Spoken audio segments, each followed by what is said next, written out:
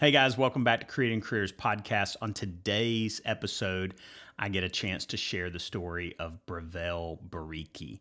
I often say that people have unique stories, but I don't think you'll find a more unique story than Brivel's. Brivel grew up the child of a Togo, Africa diplomat who lived in DC for much of his childhood and eventually ended up finding himself migrating to Oxford, Alabama. Brivel currently works as a director of photography in Birmingham and even Atlanta at times. And he currently owns a production company called Raw Media Productions and a rental house called Stellar Cine Rentals. Brivel's story is definitely unique, and I'm thankful to be able to share it with you today. Check it out. All right, so let's go ahead, and I've got just a couple of things that I'll sort of prompt you along with some questions. But Okay. first, can you tell me? Well, I think this will actually probably cover the first one. Who is Brivel Bariki? And tell me a little bit. I mean, that name is definitely not something that you typically hear in Alabama. Right. Bubba may be more appropriate in Alabama. So I grew up with a Bubba. I can say that. But where does that name come from? And just tell me a little bit of where you come from in general. Yeah. So I was born in Togo, West Africa, and my father is a diplomat, so I moved around a lot. And we came to the United States 2009. He was ambassador here, and I lived in DC. Went to high school. No, backtrack. I went to middle school in Maryland, then high school in DC. And as his term was over and he was leaving, he had family down here in Alabama. So he's like, "You need to move to Alabama with family. I'm not leaving you in DC by yourself." So that's how I ended up down here in Alabama. My school counselors were like, do not move down there. Or if you do move, do not leave your house at night. You might be found somewhere. And it's just all the stereotypes about the South, up Yeah. there. So that's how I ended up down here. Yeah, I think I was on a trip. This actually, it was like my anniversary or my honeymoon, Right. like 20 years ago. We were in the Bahamas, and this couple was, I think, from England, and they heard me talk, and they're like, "Where are you from?" And I was like, "Well, where do you think I'm from?" And they're all like, "Oh, Texas." And I was like, "I'm not from Texas. I'm from Alabama." And then they were more blown away, like Alabama, wow. And I was like, "What do you know of Alabama?" And they were like, "I don't know, like dirt roads and like bars where the doors swing in and out." And Right. I was like, "I think you're thinking of Texas, Yeah. actually." I had that. I won't lie. I had that same thing in my mind. I just saw like, what is these things? Western movies, the thing that rolls around in the wind. Yeah, the You know? tumbleweeds. Yeah, exactly. Yeah, That's what I thought. It was gonna be hot, deserty, and tumbleweeds everywhere. But no. But the only thing that caught me off guard was the lack of cyclists. Because I biked a lot and yeah, on the road and all that. And I came down here and there was no bike lanes in some places. So I was like, mm-mm. no sidewalks. So I had to get adjusted. You had to drive everywhere. So I was like, Yeah. okay, no, that was an adjustment, but I'm used to it now. So Yeah, that bike lanes are one of those things. So many of the roads. I live in Shelby County, okay, so many of the roads down here, especially, people want to be cyclists, right, and they're right on the side of the road. And I'm like, that's not a real good spot for you to be right now right, because there's traffic going both ways, and exactly, you don't have a shoulder even to go out on. right, So yeah, yeah, cycling is dangerous in Alabama. You sort of take yeah. I got your cussed life out. in your So hands. Oh, did you? yeah, yeah. So some guy in the truck cussed me out, and they said, "Get off the," I was like, "All right, I'm Yeah. sorry," Yeah. and I never did it again. And I went and bought a road bike and found the trail, and that's why I've been biking ever since. So Yeah, yeah. So welcome to Alabama. We're gonna uh, yell at you from a truck. yeah, yeah, yeah. I learned my lesson. Mountain biking though in Alabama is great. I mean, Yeah, there's some yeah. really great mountain bike trails, especially in Shelby County. Oak Mountain has some incredible trails. Do you do that now? You do mountain bikes? More like road bike. I used to Okay. be into fixies, and they were like one gear bikes. They don't Yeah, stop any yeah. lane. So, and moving down here, I was like, yeah, it's not much fun doing that on the trail. So I went road bike instead. But I have friends that mountain bike, but mine bikes are not very cheap to get into. So I totally get that. Yeah. I'm gonna wait a little bit. Well, tell me about maybe a little bit of your journey into like film, into video, into cinematography. So growing up, I've always loved moving images, like anything that moves, like cartoons, documentaries. I watch a lot of documentaries, and just fascinated by not. I wouldn't really say just moving images, just things that are just images in general. And but I didn't know what I wanted to do really. Growing up in the family full of people that work in government or had office jobs or degrees, it was not the norm. It wasn't really a mindset of being a creator, if that makes sense, or a job that's not no suit and ties and all that. So, but I was always loved stuff like that, and I grew up. And once I got to high school, I think when I really got my first smartphone, I was always taking pictures with it. I would be on my bike, just pull out, take pictures with my friends, just anything I could film really. And I joined my school photography class, and ever since then it just went down uphill from there really. And I just fell in love more and more into it, and just tried everything I could to be good at it. Yeah. I don't think it ever stops. So it's gonna be a journey that just keeps on giving back to me really. But I don't know. It was a very interesting journey. I would say that for sure. Where did you learn most of your skills from? Would you, I mean, especially whenever you first got started, you had this high school class, but especially getting into video, most of the high school classes, is at least photography classes I've been around, Right. they don't dabble into video too quickly. No. So, I'm assuming you haven't graduated within the last 5 years or so. So, No, I graduated um, high school 2015. So okay, yeah. yeah. So, I mean, even then, I don't think video was quite as prominent as it is now in schools. No. Where did you learn? I mean, like some of the basics, even like just frame rates and white balance, and I mean, some of that you probably covered in photography classes. But where did you really learn your skills and develop them? I I mean, like at YouTube University, really, it was, Yeah, it is where I started learning the basics of, how to make an image look like an image, really. And yeah, from there, it's just been practice after practice and just carrying my camera everywhere. I still do. I carry my Fujifilm on me everywhere I go. It's like my phone, and just I don't know, just always practicing, really. I was literally having a conversation with somebody today at my day job, and they were asking sort of how I learned video. Right. And even we were looking at like a live stream setup that I've got at the office, and they were asking like, "How did you learn this? How did you learn all this equipment?" And I said, "I've spent way too many hours on YouTube, like way Right. too many hours on YouTube." But I mean, you think about it, the same thing's true if you went to a university, which I, Right. I did both. I've got a degree in history.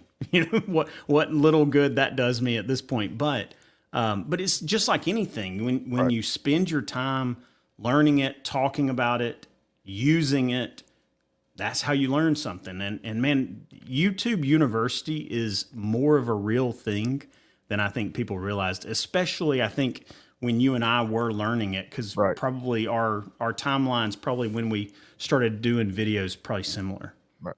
No, it's really true. YouTube. I know a lot of people bash YouTube now, but like that's where I guess people forget really where they started from.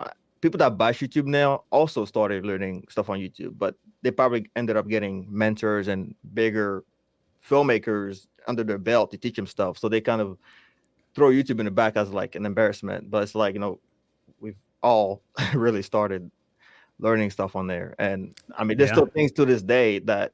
And the funny thing is like lately I've seen a lot more like legit gaffers and DPs and directors starting YouTube channels just to pass on the knowledge because that's where people go and look for them.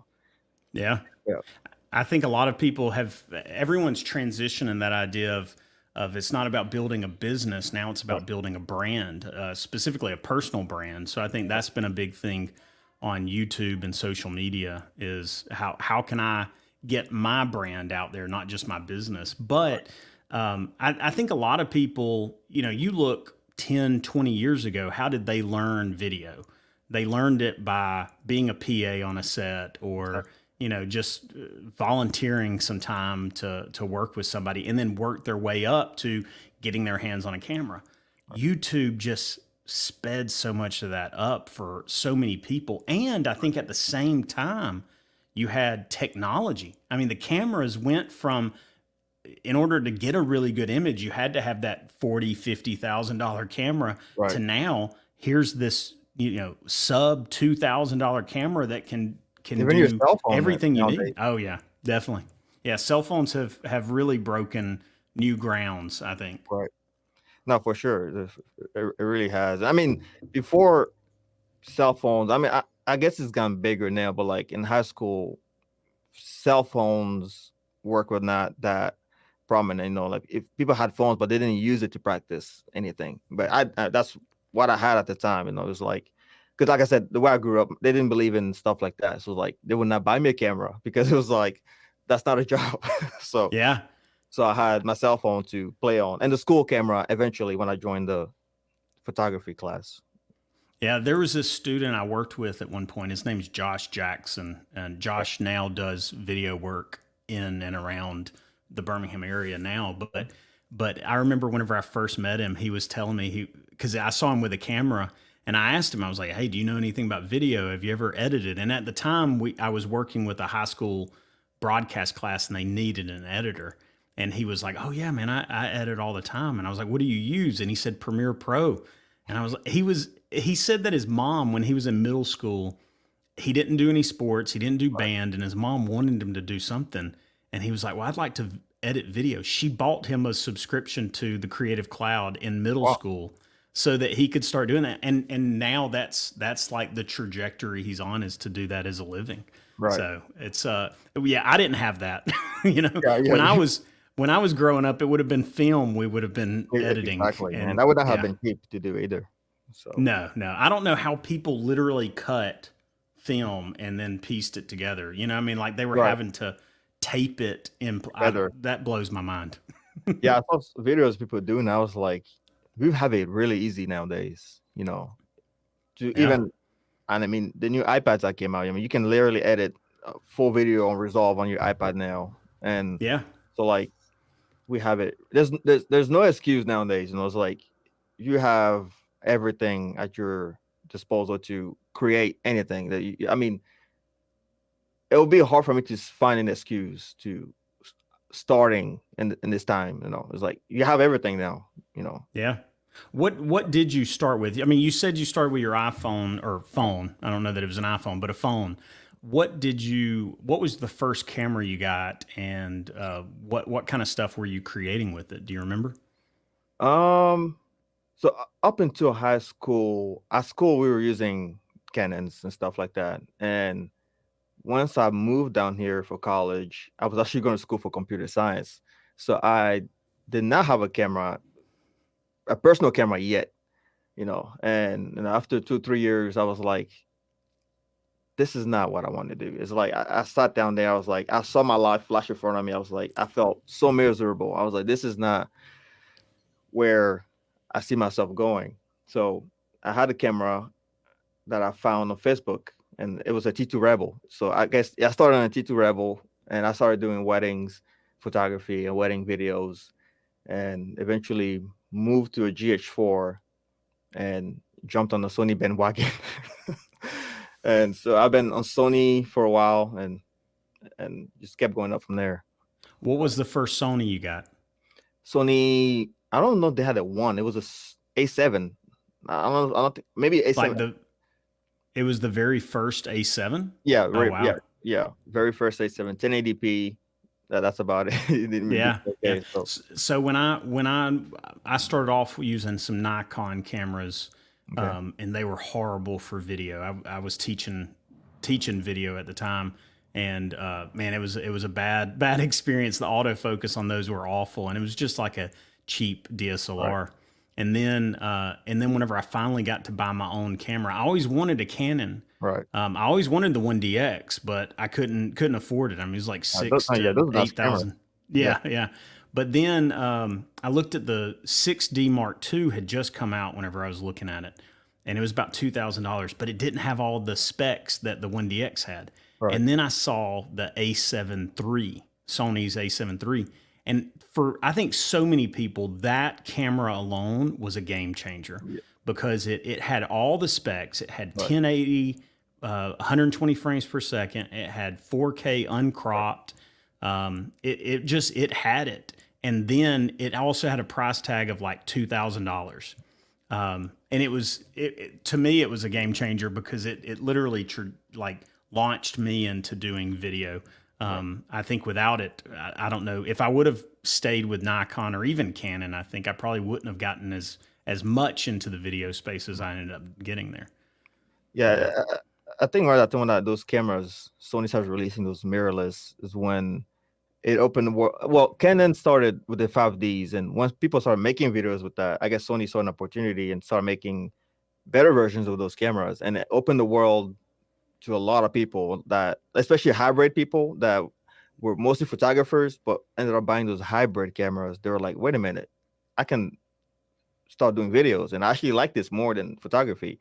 And then from there, I guess they make the decision to either continue photography or video. And then I could say that I saw where everybody just started jumping towards video, like getting more video focused cameras, I would say, Yeah, and yeah. leaving the photo cameras behind. But yeah, no, those cameras were, you know, really good, really. Tell me, like, what was, how did you progress from shooting weddings to shooting like bigger productions? Because I understand now, I mean, you do on Instagram, you classify yourself as a cinematographer, a Right. DP, a director. So, and just based on the stuff that I've seen from you, which we'll get into some more, but like you do pretty big, you're on big sets. I know at least some big commercial sets. I'm not sure if you do film or short film or I know documentary you've already mentioned, Yeah. but Well, how,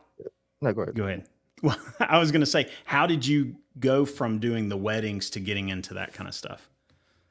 I mean, starting off when I started doing weddings, I thought I was gonna just stay in that, for forever. But because I was like, no, there's people that I was looking up into in weddings, like there's Jose Villa in photos, and there's a bunch of other people. But I was a, I would say it was really more of like a fear thing. I was afraid to jump into commercials and all that, just because I was like, I don't think I have the skills to do it.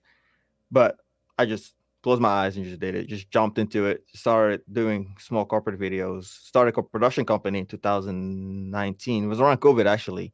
So who does that? Who started a production company during COVID?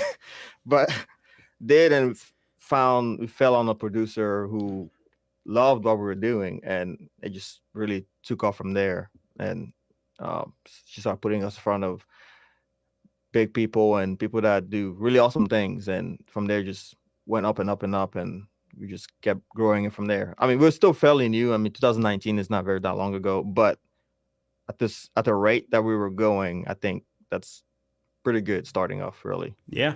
I actually think COVID, I mean, granted, COVID was horrible for, Right. I mean, in so many ways, but it was actually one of the best things I think for video. Right. And I say that because I know in my world, like I started my job because I was in the classroom and then I got hired on with my school district as doing video and photography, right? And so that happened in October of 2019. March of 2020 solidified the need for my position. Right. I think there was already, I mean, my superintendent is very supportive of my role and he made it happen. My boss made it happen. But when COVID hit, everyone was away from the building. No one was able to be around each other. Right. The need for video to be able to communicate was essential. But not only that, but a need for high quality video to represent a district that had pride in like the way that the message was delivered, not just in the message itself. And so man, I was live streaming all the time. I was you know, pre-recording things and then putting it out on social media. I think businesses just had to scramble a lot of times to find, hey, we need video. Exactly. And I think video production companies or even roles like mine just exploded. Right. And just the demand was, I mean, it Very doesn't seem to do anything except grow even more. No, no, I totally agree with that. I completely agree with that. At the time, I was working at a church as, I guess, the content guy there, and I was, creating stuff, making videos. So I guess that was really my film school. I was in a place where I could teach myself a skill without any consequences, really. So like I was there continuously, just creating and creating and creating, and from there I would see where I did wrong and fix it. And I did that for 3 years, like nonstop, and I was like almost here every day. So, and that's really, and when COVID happened, everything had to go online, and that's when we were starting to do more. I mean, we were already doing live streams and stuff, but like we went completely online, and it gave me an idea. I was like, I would like to do this, like for people, for clients, and etc. and stuff like that. So I thought at first I was going to go into the live production world, but it migrated off into more commercials and corporate videos and etc. for clients during that time, and it just kept going from there. And I'm still at that church. I'm not full time. I'm on a contract where I'm here once a week, and I do like all the testimonies and all that kind of stuff, and also training a bunch of other kids actually, which actually are really talented kids. I take them on shoots with me, and they're, I mean, 15, 16, 18, and then they're super super talented. And so I don't know. It's just been like it's just been my school, really, my Yeah. film school. Well, I think you brought up two things that I think are really significant.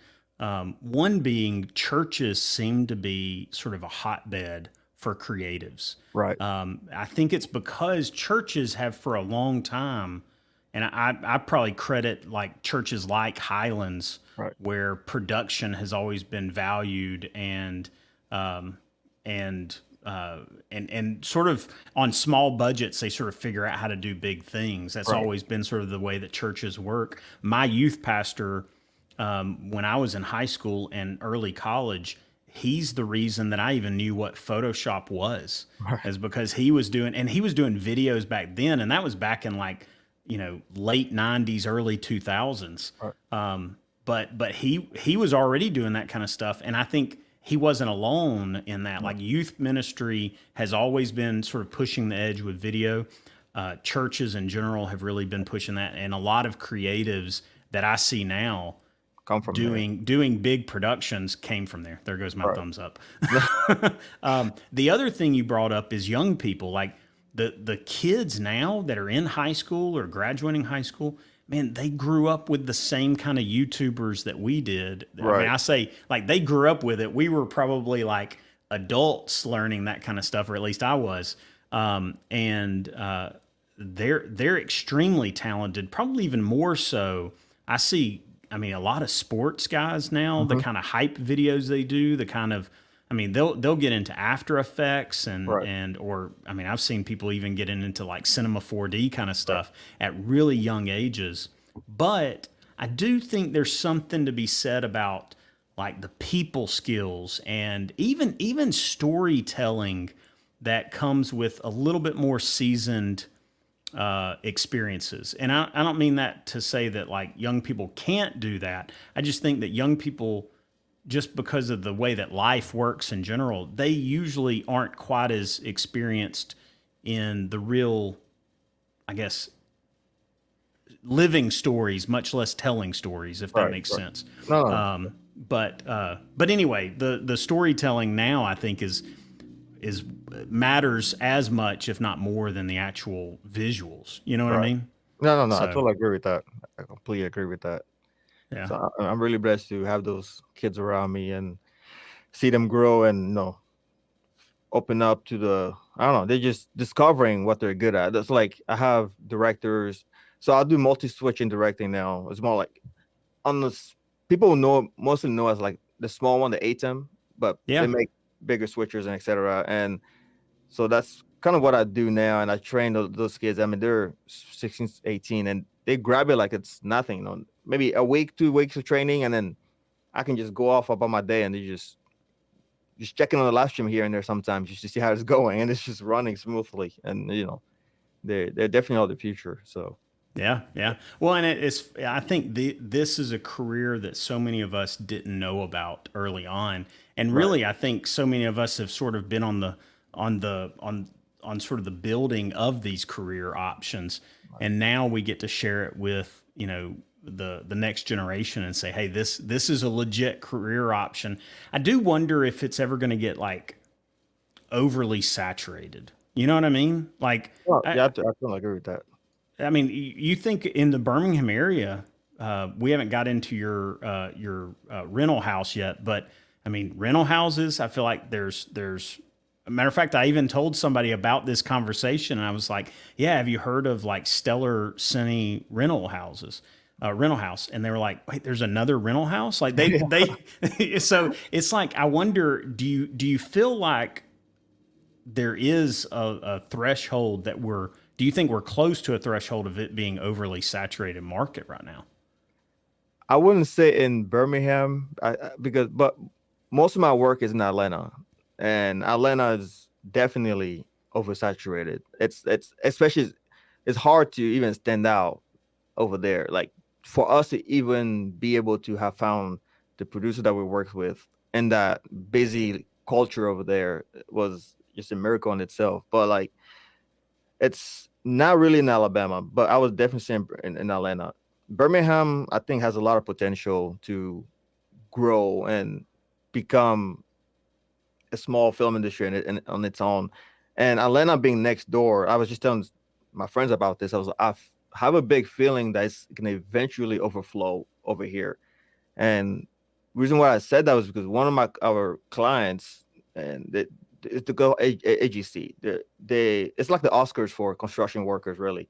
Yeah. And they have this big event out of they're from Georgia, and they go all over the country for resorts and stuff. And we were talking, and they were showing us the revenue of the year, or the project they worked on. They've built 4 different studios, sound stages in Atlanta, and that's just only going to attract more people to this area, and eventually, I was telling you, it's going to eventually overflow to Alabama, because I mean, we have the land, we have the space, we can build any sound stages we need to build over here, and it's eventually going to overflow here.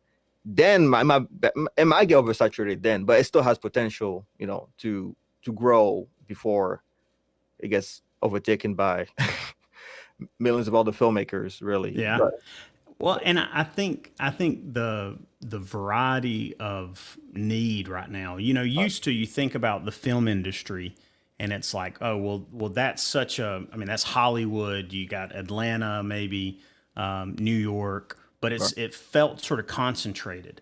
right, But you think now you, you even like I think some of the cameras that I've seen on your page, I think is a Airy.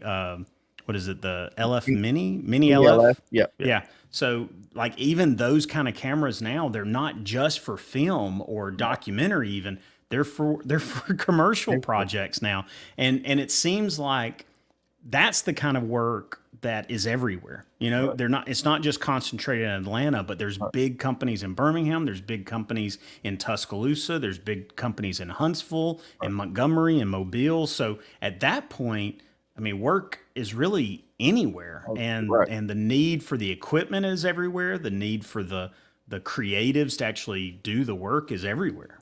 No, no, I completely agree with that. I completely agree with that.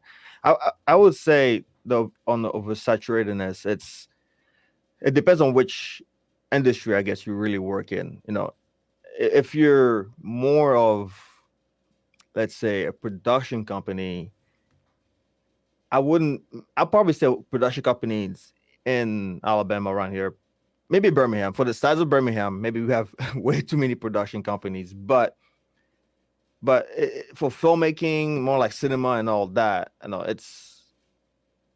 I guess they can always need more people in that area. But no, I guess it really depends on which industry you really work in. That Right. would dictate how oversaturated it is. If that makes sense. Yeah. Well, I talked to one guy and I told him because I was considering at the time like leaving my full time job and going Right. all in on doing at the time I was doing like freelance or going all in on my own business. Right. And he told me, he said, man, because I told him, I said, hey, talk me out of it. Tell me why I shouldn't do it. And Right. he said, I can't. He said, there's so much need. He says, we have to either turn down stuff or we keep raising our prices and Right. people keep hiring us. Like it's never, it doesn't seem to be ending anytime soon. No. So it's pretty interesting. I think Birmingham right now is in a really interesting space, Right. and the surrounding areas, like just the needs, seem to be ever growing. So, Right. but let's go ahead and talk a little bit about the type of work you do. I mean, I looked on, I was looking on your reels, and you've got sort of what you call a cinematography reel, and Right. then you also have a documentary reel. Right. Can we talk through a little bit of that? I'm Yeah. going to pull that up and let it just sort of play also while we're talking about it, if you don't mind. Yeah. Of course. There we go. I got it full screen now. So this obviously is your cinematography reel. Right. I see like music videos. It looks like, as Right. well as I'm assuming some commercial kind of work, and then maybe it looks like a short film there. Yeah. So what kind of work do you typically do? What do you, when somebody asks you what kind of videos do you shoot? What do you tell them? I always say we do commercials and short docs and corporate videos.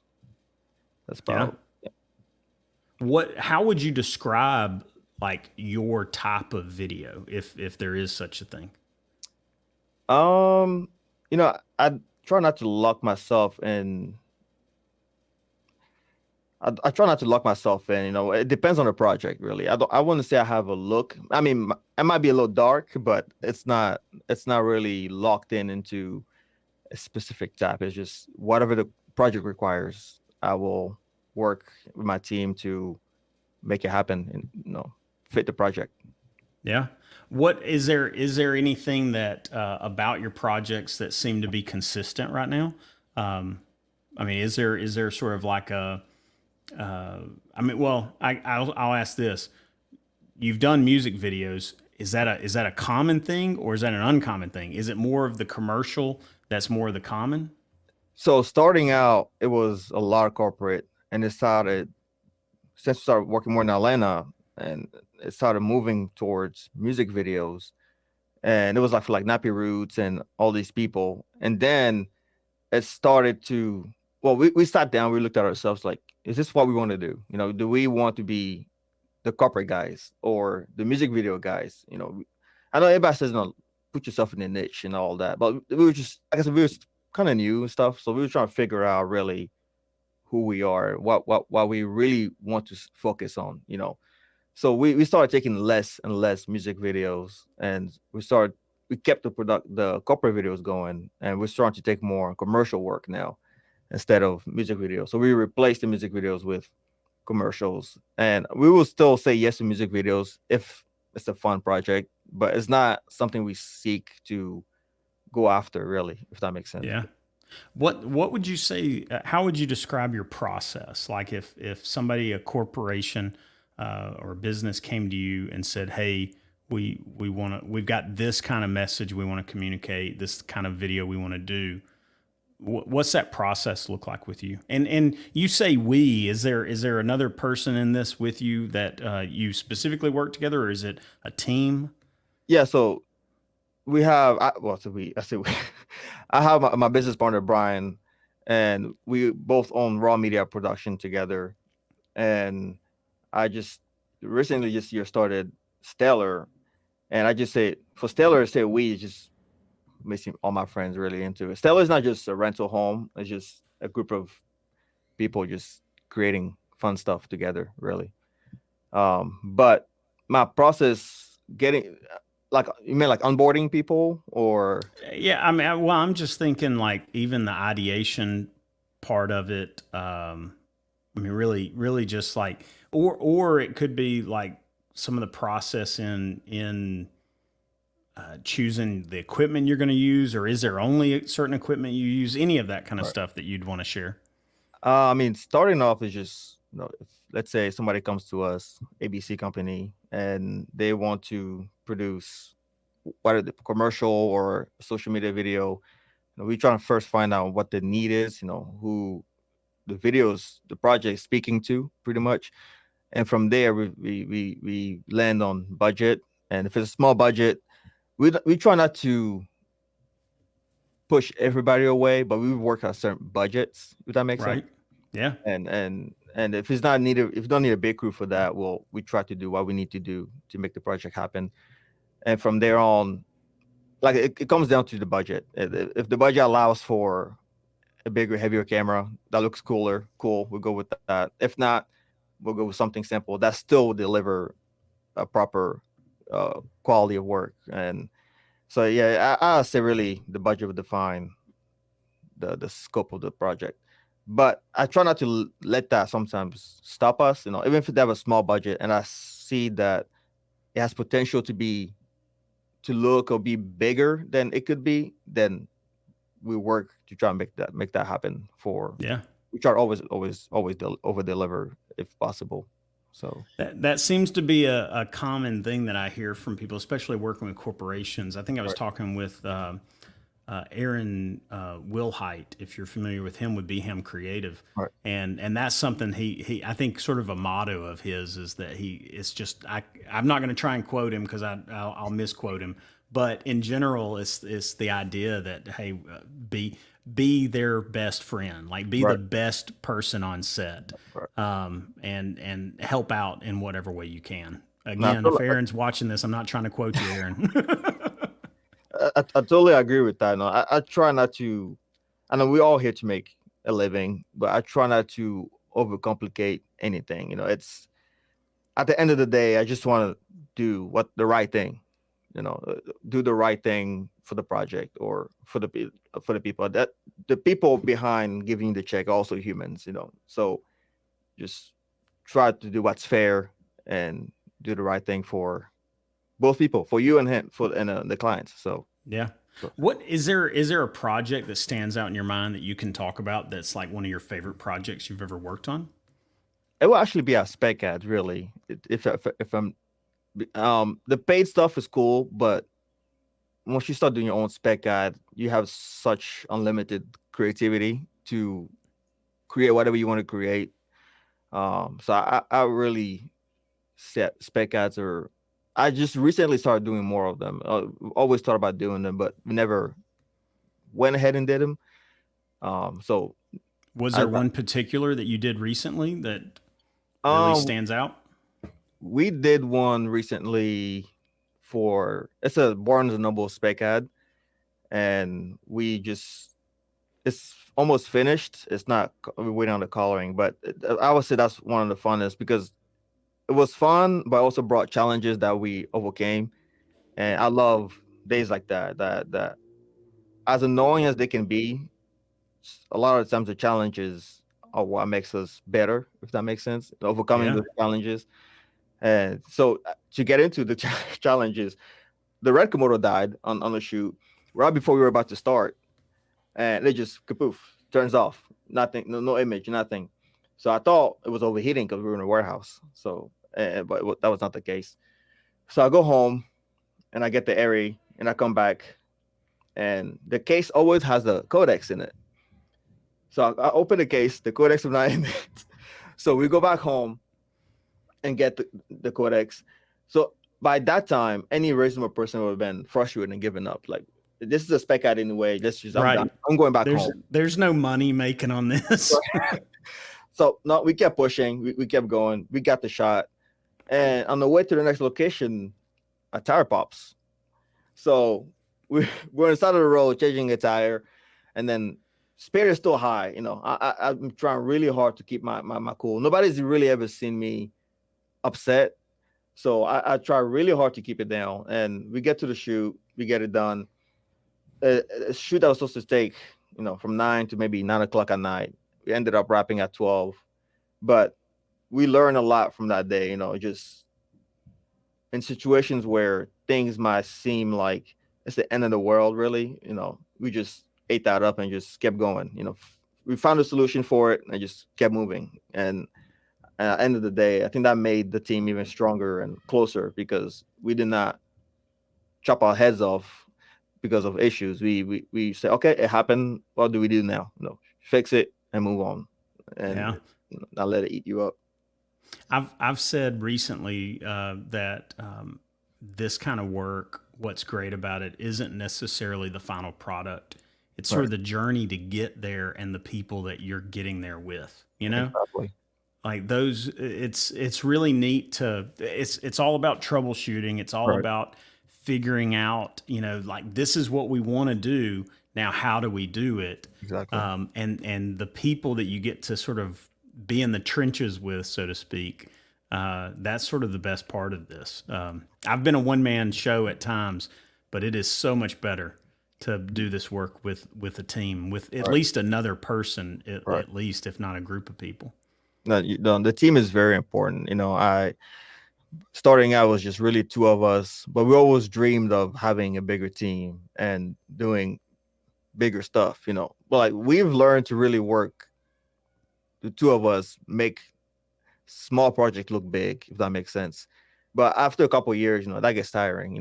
You want more people, and when you start working with more people, you just start seeing that the team is what makes the project, the project because you can have a team, but like if you don't have the right people, the right energy, the right people around you, really, that can make or break the project. If that had happened on a shoot and we had the wrong people with us, that would have brought the energy down. Everybody would have been upset, blah, blah, blah, blah. And that would just drive the project down. The energy of the project would just been completely destroyed. But that because we had a team with great spirit and great energy and really there to make sure the project happens and works and it gets delivered, that really impacted the project. So I really agree on having a team, but having the right people in a team, Yeah. not just anybody. So So when can we expect to see this? You said Barnes and Noble. yeah, Yeah. yeah. When can we expect to see this Barnes and Noble spec ad? I should finish the editing this morning. Finish mixing it. It should be done by Friday. I would assume. And we're waiting on our good friend Brennan if he hears this. He's our colorist, so we should be done with it pretty soon. So Nice. actually, our friend Dalton edited, directed it. And I was actually in South Carolina, and I come back in town. They're like, "We got a spec ad." I was like, "Okay, it's happening in a couple of days." I was like, "What do you mean?"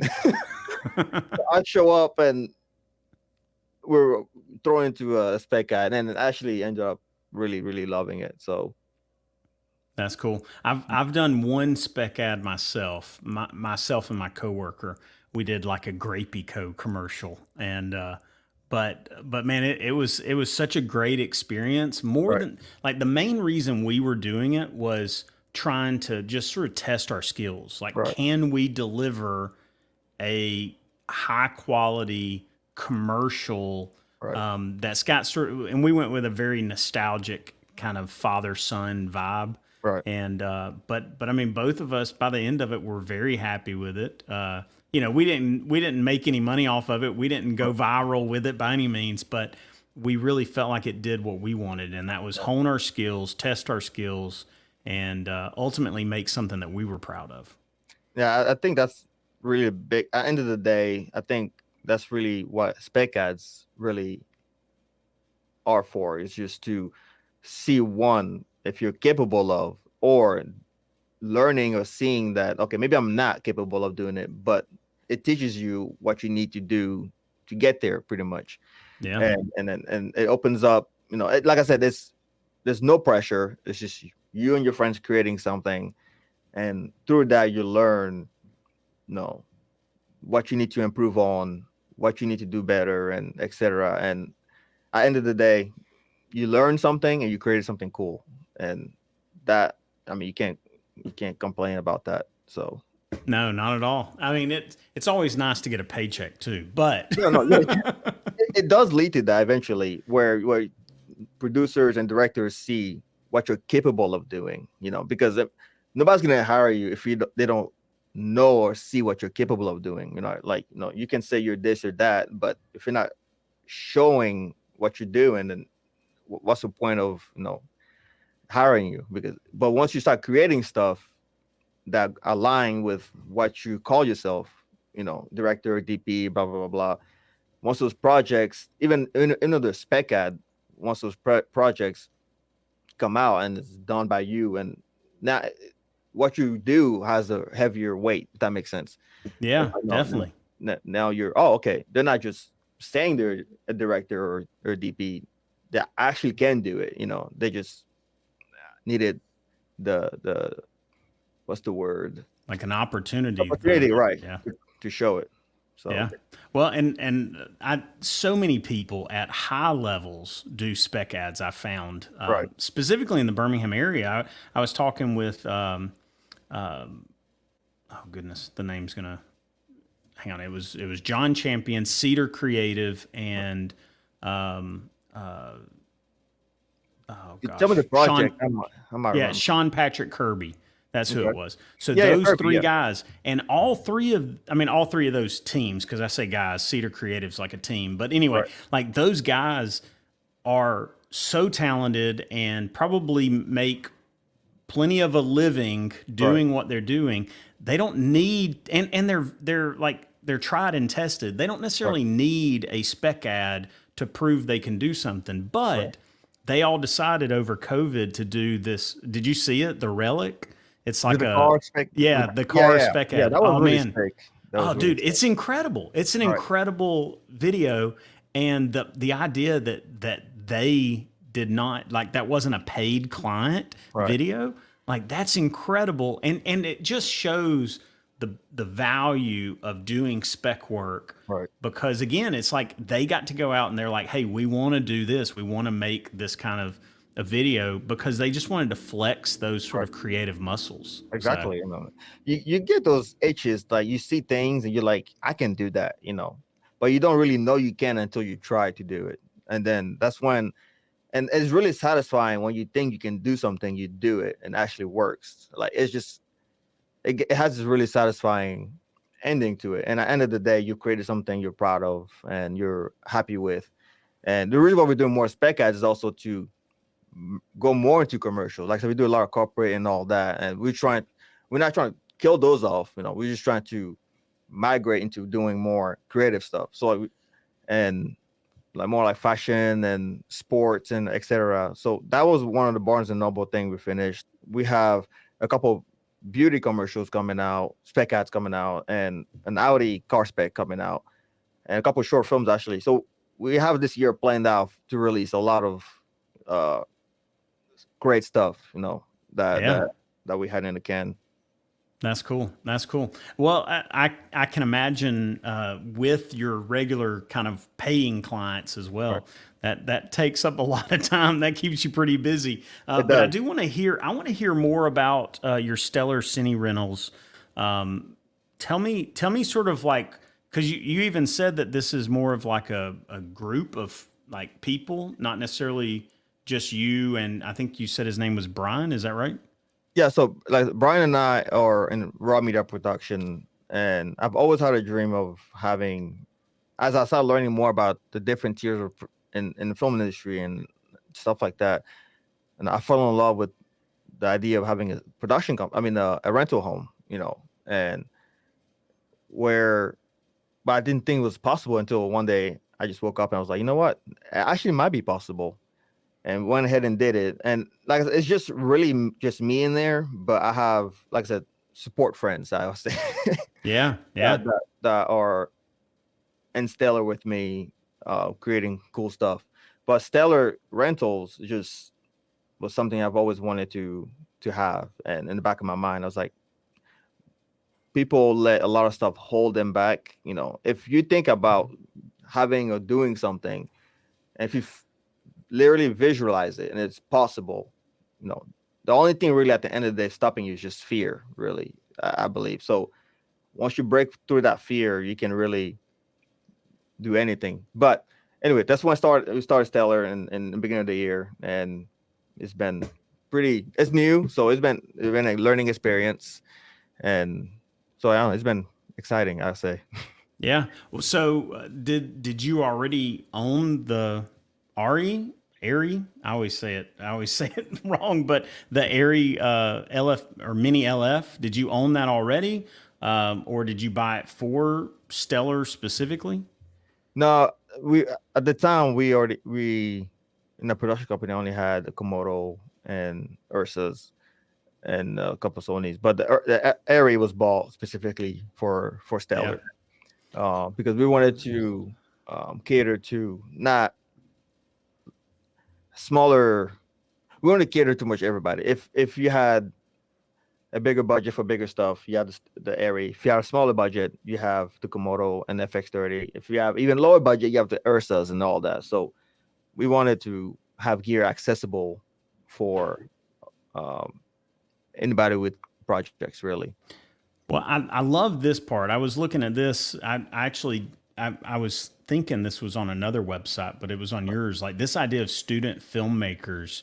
Tell me a little bit about this because it sounds like to me, and correct me if I'm wrong, but basically y'all are doing a thing where you have almost like a special pricing or agreement Right. for like students. And what do you classify as students? Are these like college age students you're talking about or Yeah. So film class in general?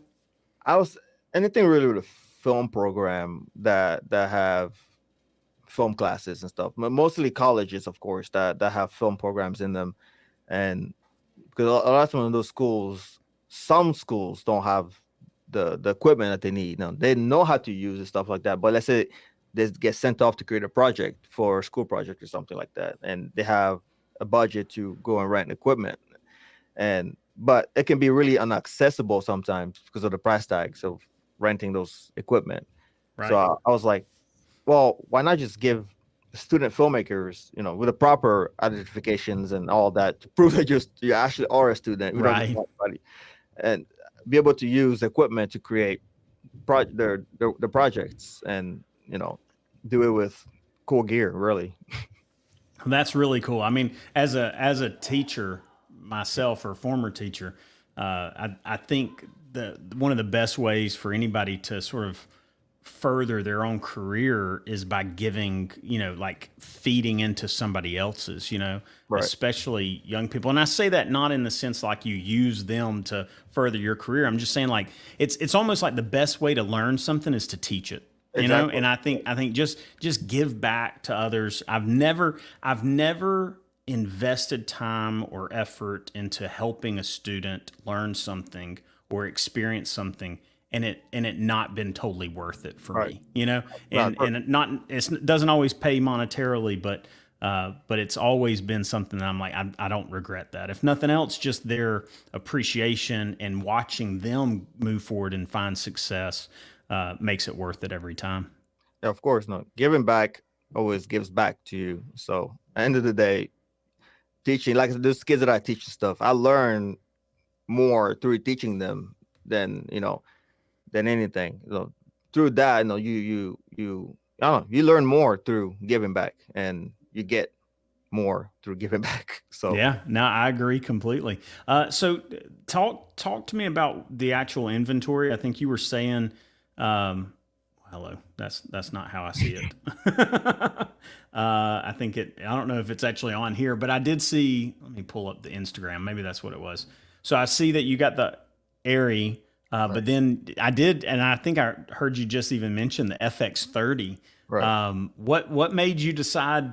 I mean, have you seen a big demand for the FX30? I personally shoot with FX3. That's what I personally own. That was a birthday gift for my wife whenever I turned 40. So if that says how awesome she is and how old I am, but yeah, what made you add the FX30 on there? I mean, it was just a camera that we had, and I, full frame is cool, but I do love Spirit 35 work because it's very versatile. I can adapt it to really anything that I want, and that's the reason why we really went for that camera. And we wanted the FX3 at first, but the FX30 just made sense for a lot of projects, really. Yeah, And I've it, you know, heard I've heard people loving on the FX30. I mean, I think a lot of people ever since the Creator came right, out, they've loved the FX3, especially for like bigger, even like film like projects. right, But the FX30, man, I mean, just like you said, the ability to adapt it to any kind of glass. right. I mean, it really is a very versatile and powerful camera. No, it really is, and at times I even think that it's a little bit of a better camera. Now you get everything the FX3 has just in a Super 35 sensor, and maybe the ISO doesn't go up to 12,000, but at least you have 800 and 2500. So Right. you're not you're not missing much of anything, and this is almost the same dynamic range and sim resolution.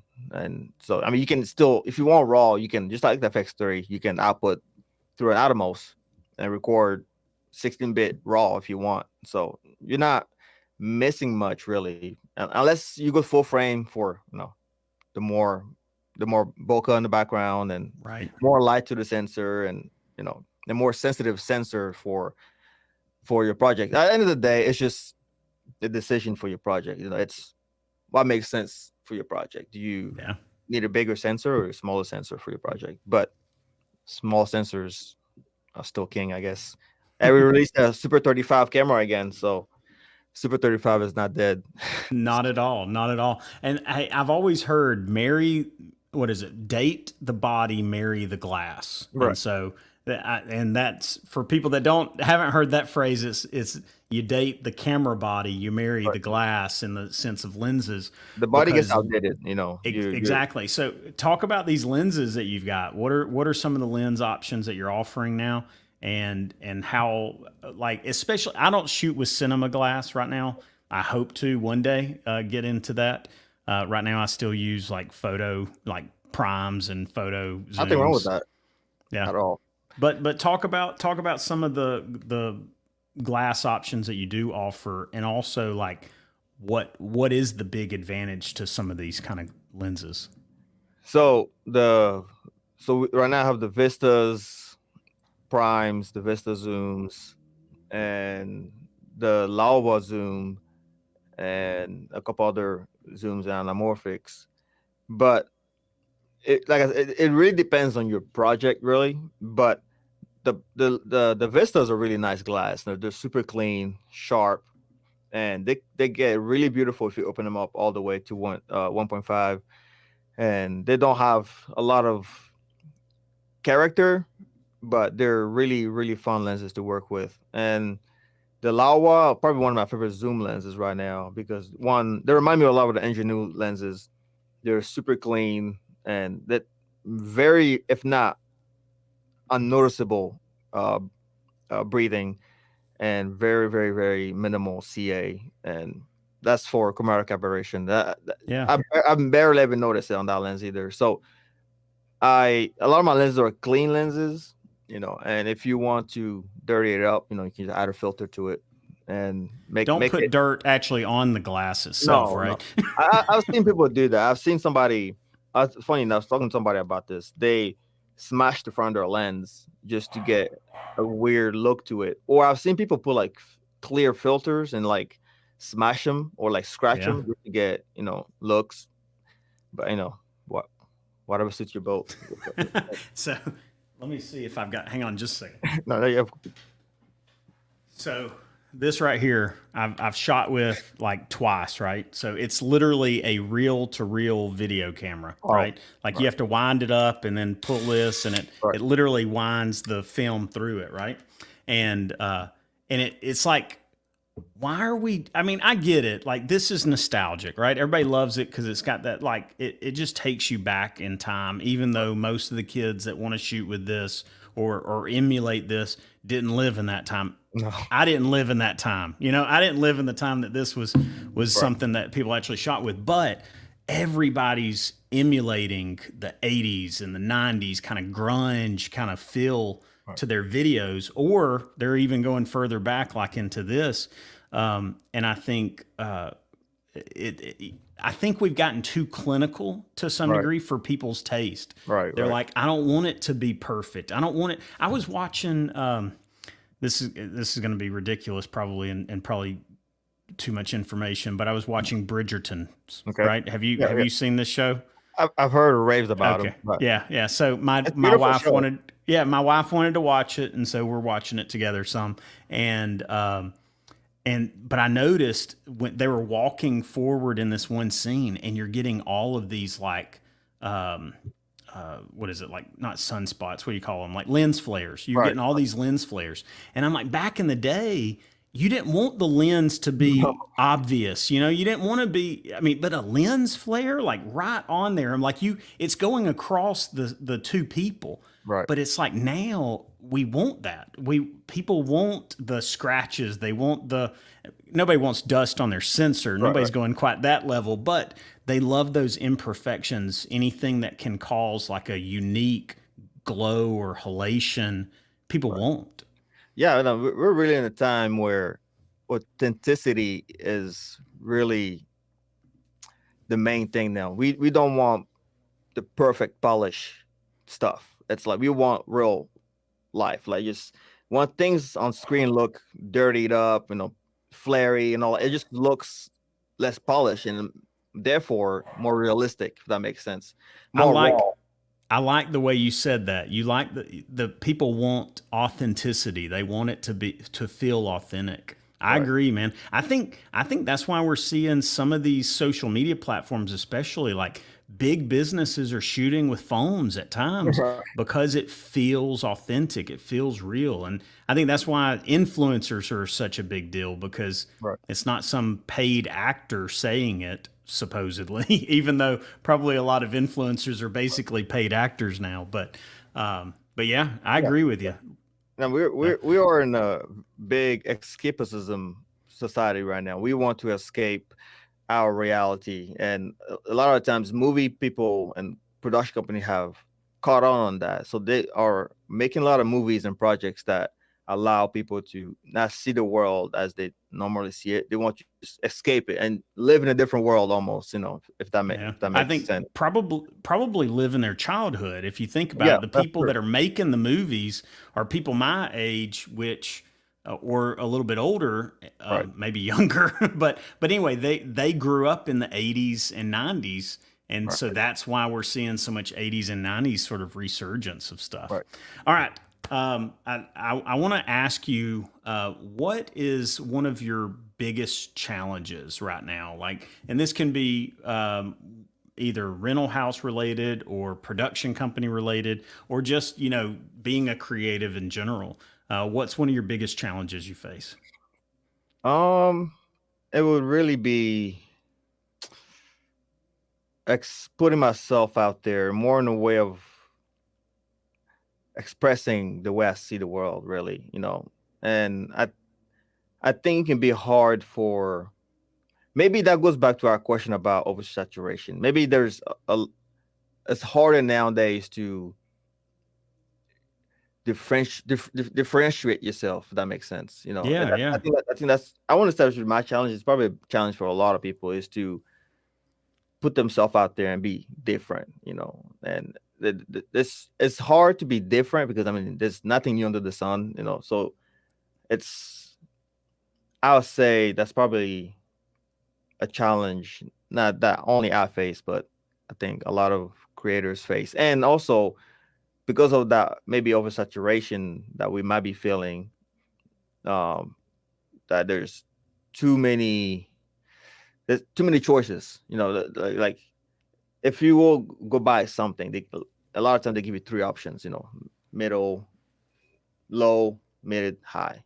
But now there's like thousands, and there's so many talented people out there. So I wouldn't say it's a challenge, but I would say it's something to overcome and finding my voice. I say my voice, my creative style is something I say I am still challenged with, really. yeah.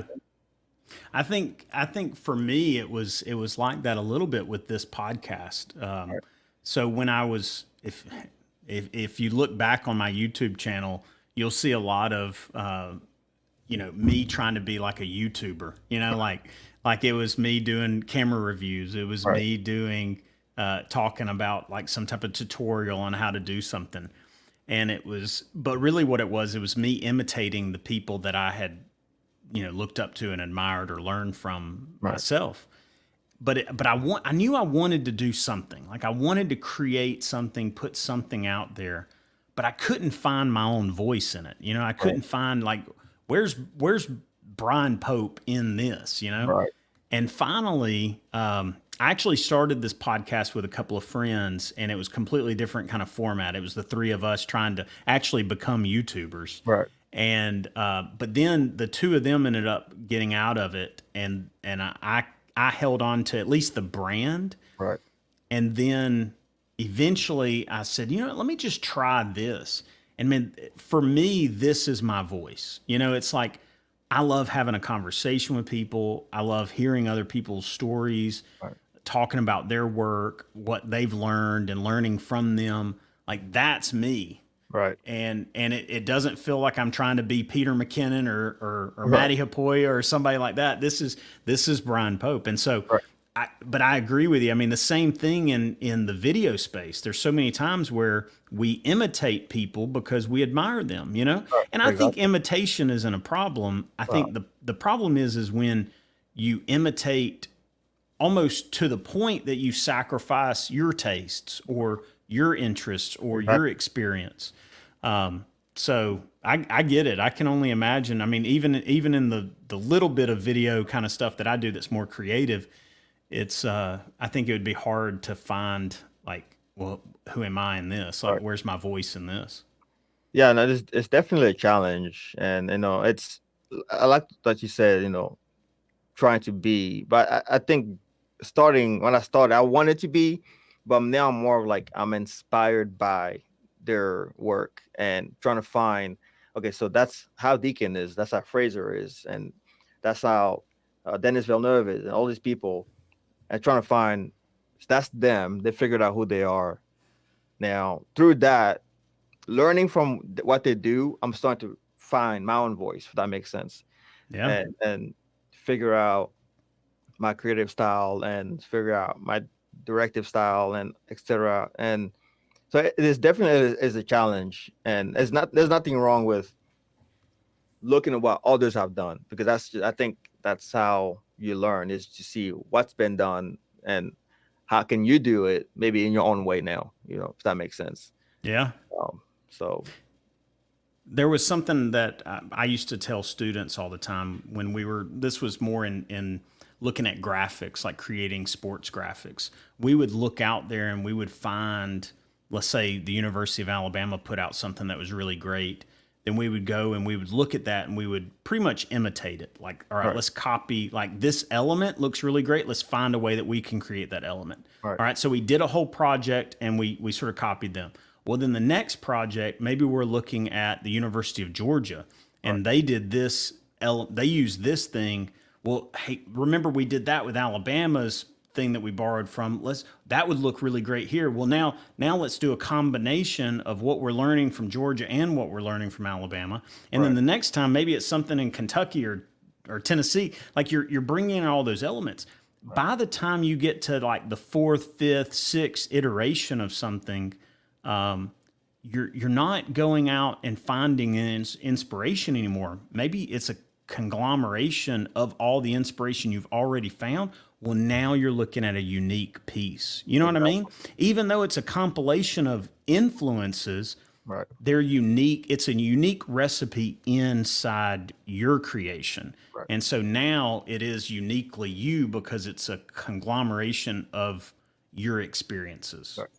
No, So, and inspiration is really powerful. And if you look at Shot Deck and Frameset, all these places, they've created just that because they found that they found a way to make it easier for people to get inspiration. Because back then, you could probably just watch a video, read a book, but now it's so easy to find inspiration, maybe your voice, by looking at what's been done. And from that, you can, let's say, create a mood board for a project, and you know that this is the direction you want to go, and you get inspired by that pretty much, and then you that becomes your own project. You not necessarily copying it. You're just more inspired by what's been done, and then you put that in your own voice pretty much. Yeah. So It's I think inspiration is powerful. Well, and it's wild to think like those kind of tools now are so accessible, Yeah. and the kind of work it would have been to compile, like especially like reference images Right. from that many different movies or commercials, and here you are able to just like within a few minutes be able to Right. collect all those together and have them in one mood board. Exactly. It's pretty incredible. No, it Again, really is. I think the video space has gotten a lot easier than it used to be. Thankfully for me, because I don't think I'm smart enough to do like real film kind of stuff. I'm But sure you got it in you. maybe so. All right, so let's talk real quick. Just a couple more things. I want to be Yep. respectful of your time. We've already been on here Not about really. an hour. So, what advice would you have for a new creative, somebody just getting started in this space? For a new creative, I would really say just no, don't be afraid to fail. It seems like you're climbing a really, really high mountain, where maybe you feel like you're never gonna reach the top. I don't think reaching the top is really the goal. I guess it's just really the knowledge and I said the experience you gain climbing on that mountain. I don't think the mountain ever stops getting bigger, if that makes sense. Yeah, But just no, to not be afraid to just do it if that's something you really deep down inside of you know that you want to do. Find ways to do it, get better at it. Even once it gets hard, just find ways to push through that, because things happen where you just want them. Sometimes you just want to give up. You just throw the towel. I'm done. But just especially starting out, it's gonna be really hard. So just push through it. I don't think it ever stops being hard, but it's harder, really. So, so just really push through that, practice. Learn from what's already been done. Talk to other creatives, and volunteer on sets. You know, put yourself. I like to say this way: is be or put yourself where people who are doing what you're doing hang out. Go to those places, and I think it's hard to learn stuff like that by yourself. It's not a lonely career, this filmmaking. You need to be around like-minded creatives with bright ideas, and just maybe even way better than you. If you can find yourself around those people, that can push you to become even better. Just yeah. surround yourself with great people. Don't give up. Just keep creating even when it's hard. Just don't stop, I guess. Yeah. Well, two things that I take away from that is one, like you said, like don't be afraid to fail. I think failure makes success all the sweeter, but also like what do they say? Like if I fell 1,000 times, I succeeded once. Right. That's all that Yeah, yeah. matters, really. Right. But then You the learn other through your thing, failure. definitely, you learn from your failures. The other thing was, oh goodness, I may have lost it. What was the other thing? You were talking about the mountain.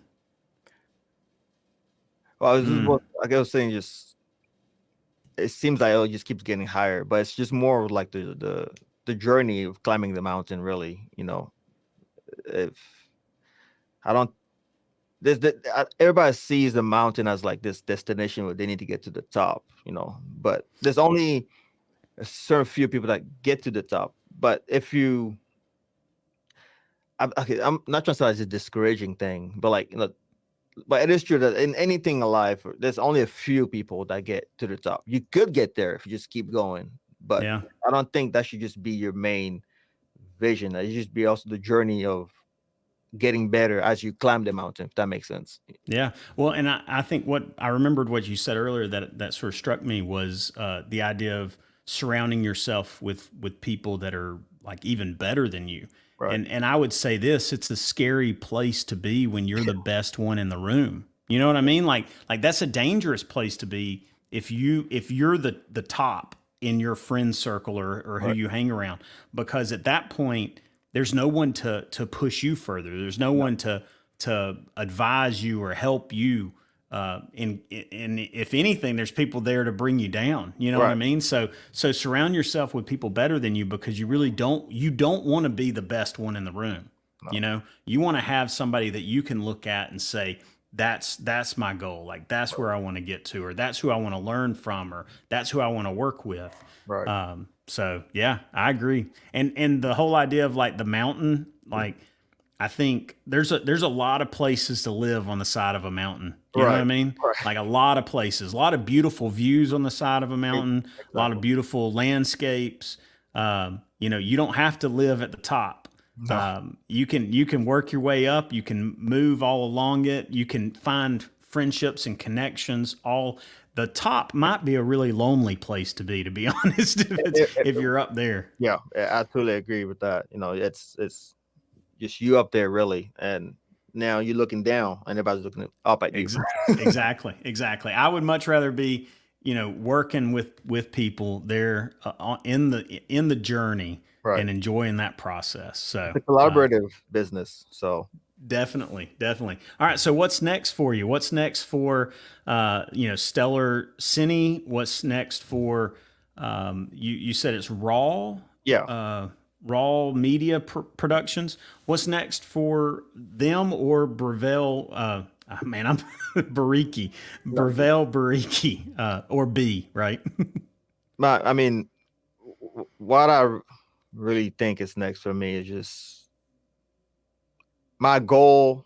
My ultimate goal is to be a DP. I mean, not I already sort of am, but I don't know. I guess you don't need a badge that says you're officially a DP. But I guess that's probably one thing a lot of people look for is like they need that badge that says you're a director or you're a DP or you're that. But is to really just make more short films and more commercials, and I think we were on the right path to to get to that goal. And but because we have a lot of short films written and we have a lot of ideas ready to go, and we've talked to a lot of people about it, and then it's like it goes back to surrounding yourself with great like-minded people, just have people that are way better than you look at what you're doing, because you might create something, might write something, think it's great, and then you show it to your friends and stuff like that. They all think it's great, but like, well, once you show it to somebody that's 100 times better than you and it say that sucks,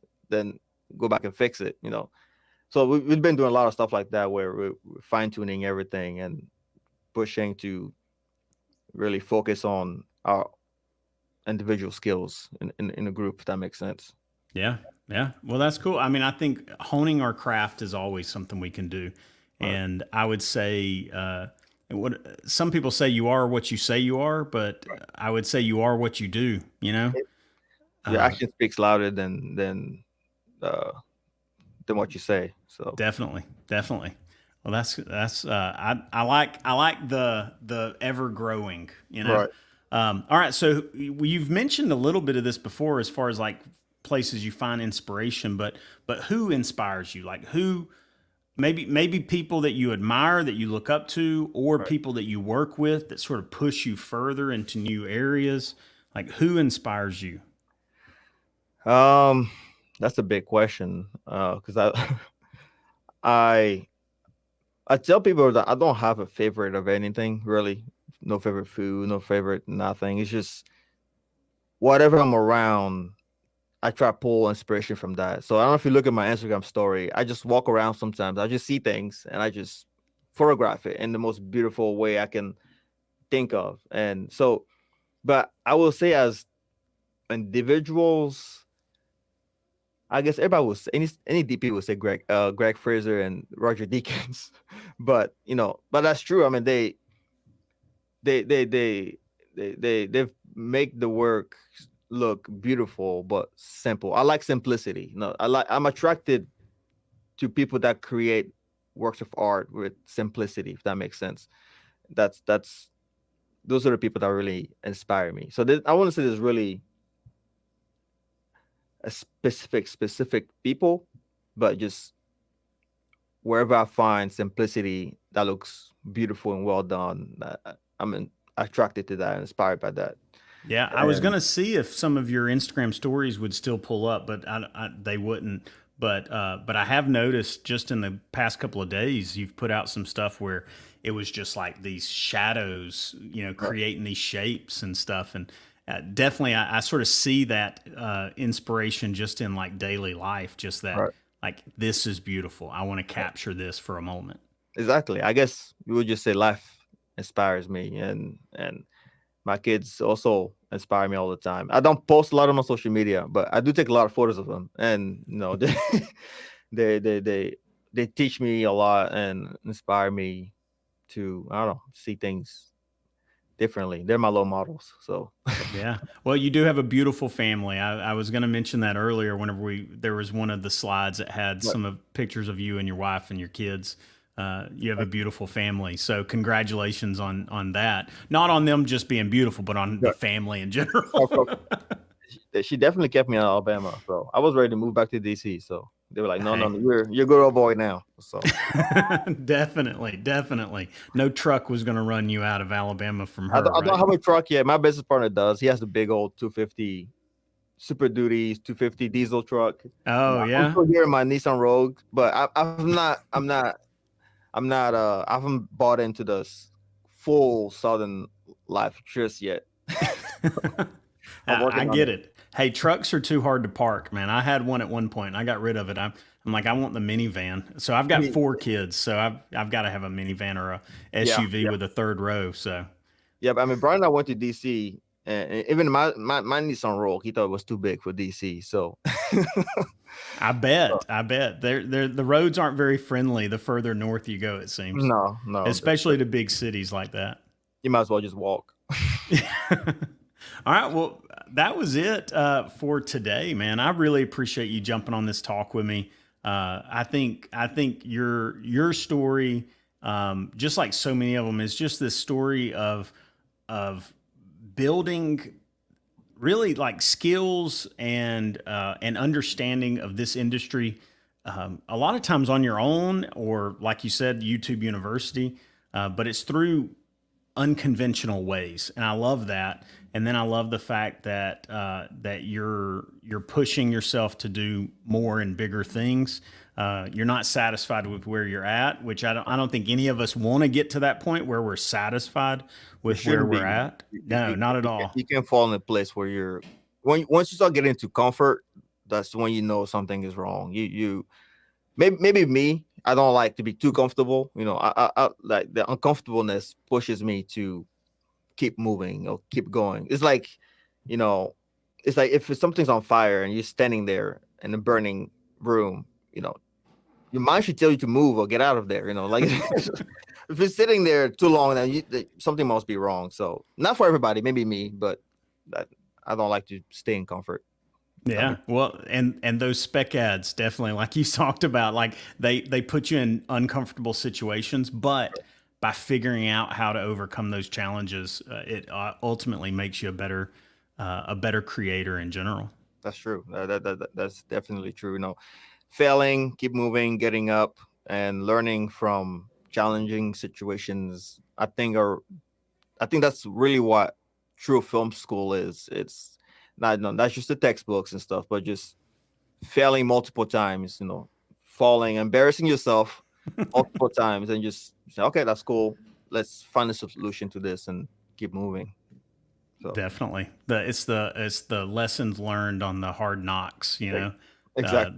Those most painful lessons are usually the most well learned. Always. Oh, for some reason, but always. All right. Always. Well, Brivel Bariki, thank you so much again for joining me on Creating Creators podcast today. Of course. It was my pleasure. Thanks for having me. Awesome. Awesome. All right. I'm going to end the recording. If you don't mind, Okay. I need to check